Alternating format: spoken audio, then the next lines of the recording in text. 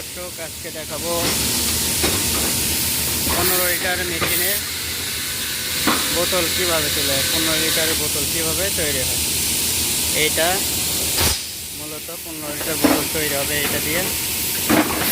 এখান থেকে উঠে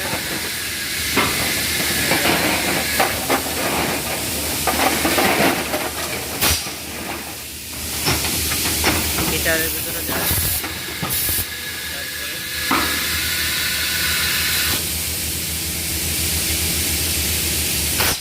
15 লিটার বোতল তৈরি হচ্ছে।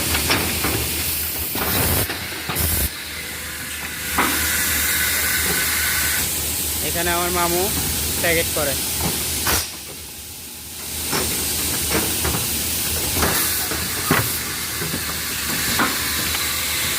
অবশ্যই কেমন লাগলো অবশ্যই কমেন্ট করে জানাবেন, চ্যানেলটা সাবস্ক্রাইব করবেন।